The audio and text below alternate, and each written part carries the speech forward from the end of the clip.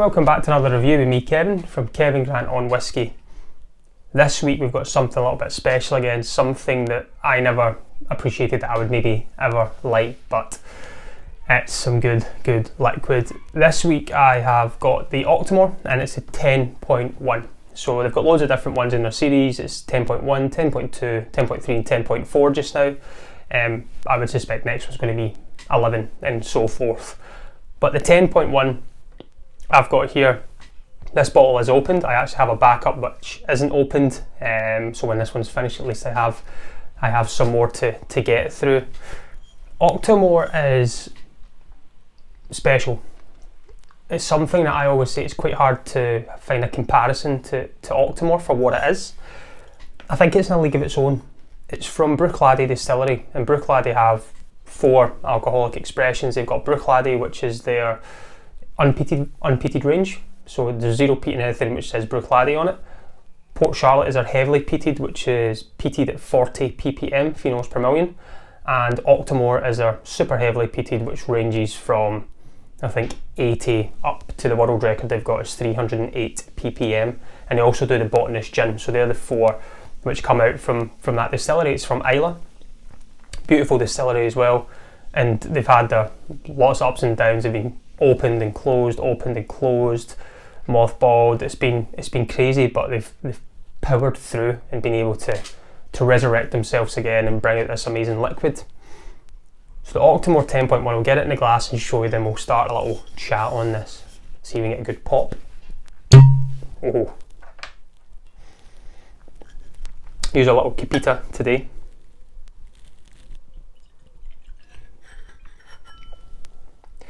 Hopefully you can see that. So this batch I've got in the Octomore here to go through. It's 5 years old. Batch 10.1, 107 ppm phenols per million, or peat parts per million is probably the best way to describe it. 59.8% ABV, and it's a full maturation in bourbon casks.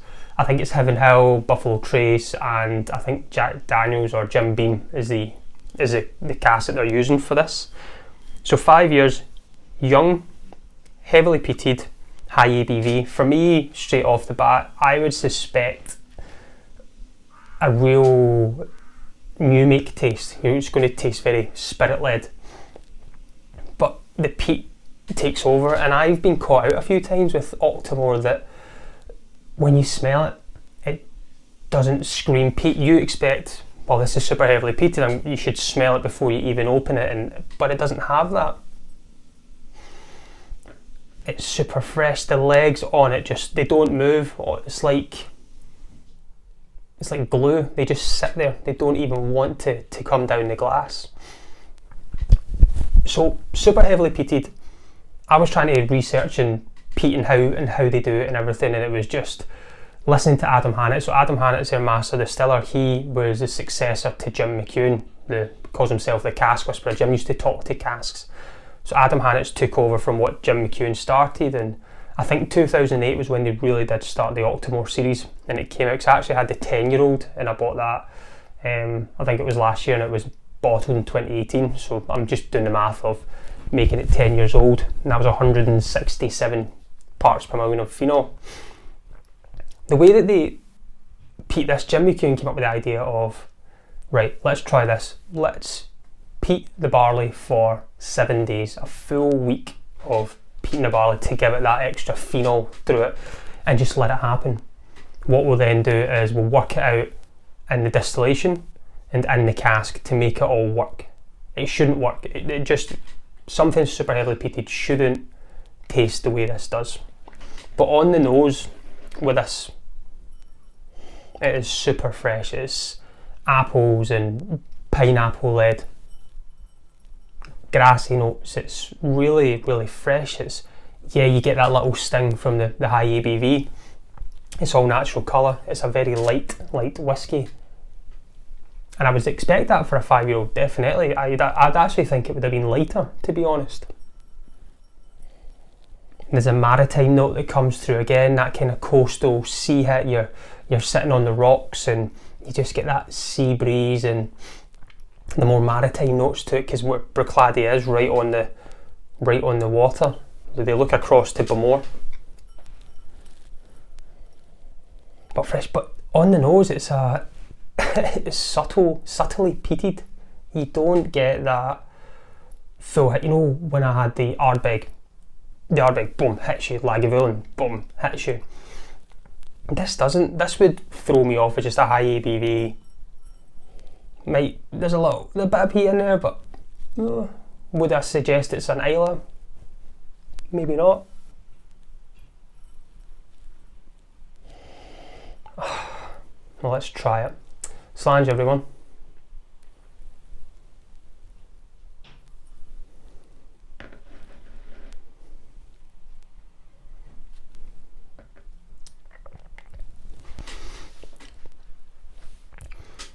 It's spicy, but it's like it coats your full mouth. It's spicy for the alcohol hit. The moment it goes down, everything heats up, and then this peat just sivels through as if every part of your mouth that hits it just lets you know this is where the peat's been hiding. How that can hide in there and explode on the palate is beyond me, how they've done that. Your vanilla notes are there, it's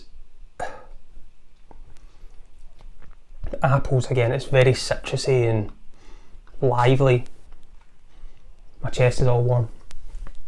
You can feel it going down, but it's going down in that. It's a nice feeling.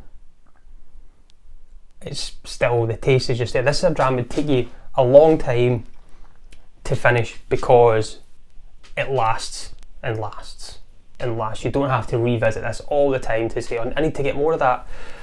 But it is one that you just sit back and think, how is this working?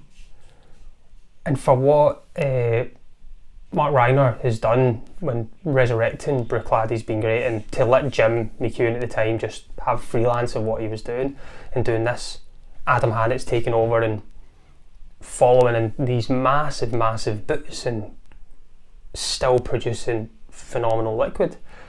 This edition, the 10.1, I think there's 42,000 bottles out there, because I was trying to look at the makeup of how they do it. Is Bruichladdich, like 50% of their production is for Bruichladdich, 35% I think is for Port Charlotte, and only 15% is what Octomore comes out to be. So hopefully that adds up to 100%. If my maths isn't good, I'll blame this. So the 10.1, the series of the 1s, the 2s, the 3s and the 4s all have a certain meaning. Like I think the 1 is, you can pick up the 0.1s in shops and things and your specialist. 0.2 is like distillery only, 0.3's online, and 0.4's travel retail. So that's what all the numbers mean, and they're all finished differently as well. There'll be different ages, different phenol, parts per million of peat. So they're all different and will never be the same. And they just let it happen. They don't say, okay, let's make this 107 ppm. It just happens, and then they get to work it all out. I think the bottle's beautiful as well. I think it's really good. The only disappointing thing is you can't see how much you've ever got left in it. You just have to guesstimate with a shake, hoping there's always loads in there. But I think it's really cool bottle, and the only thing is you can't see. I was chatting the other day, one of the friends drank whiskey with, and we were saying, that a lot of the bottles on Islay are dark, or they're not see-through. I think the only one I could pick out was maybe Bamore, which was the only full glass like this. All the rest are kind of darker greens. Like this is dark. Even all the Bruichladdich range, Port Charlotte and Octomores have a dark colour. You can't see the liquid. Ardbeg's got dark bottles, Lagavulin, Kalila. The only other one, in fact, that's clear bottles is Kilchoman. Everything else seems to be darker. And I wonder if it's because a lot of bourbon maturation makes whiskey really light coloured, and just now I see a lot of people buying with their eyes because they see something super dark and think, wow, look at that looks amazing, and they would just kind of bypass the lighter coloured whiskey, and because they think there's not enough flavour. But if you put this in front of someone and said, what do you think? Well, it looks pale, it's there's not much going on. But I could guarantee if this was super dark and rich in colour, people would be like, oh, that's got to be brilliant. It doesn't always mean that for me, but this is just, it's frightening how it can just make everything in your body go warm.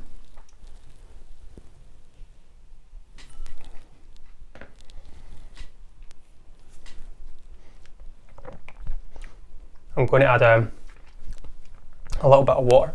Finally got a pipette, not a really good one. I'm giving up on the glass one just in case I break it again. So back to school, just a few droplets in there, and then you just see that haze in there when you add the water. The oil's just all reacting to it, and adding a few drops of water, for me, the way I over exaggerate it is it's taking away some of the alcohol and just letting flavour explode. And these oils on this glass is just, I wish I had like a super cool camera lens which you can zoom in and see this, how oily it is. But the water will give it a little bit more salt. So now smelling that, it's starting to get a bit, maybe being in the glass slightly longer, slightly more smokier coming through. The peat is starting to come through a bit more. It's still not an offensive peat like it should be. This should be screaming peat, peat, peat. This is a whiskey, if you love peat, try it. Totally, you need to try this if you love peat. This is something that you have to go out and any of the Octomores for that sake. See, if you don't like peat, this is something I would also say, I would try this. It's weird to say this is a good entryway into liking peat, because some people just go, no, peat's not for me, can't do it, never do it, won't do it, can't drink peat whiskey.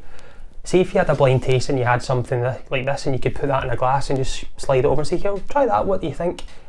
I don't think the people that don't like peat would be able to say that's heavily peated, but then you try it, and when you tell them what it is, it's like, wow, that's peat? No way. And then you tell them the level of peat, because Lagavulin about 40 ppm, I think it is. So this is 107, this is 67 ppm stronger. So you think a smell test beside each other.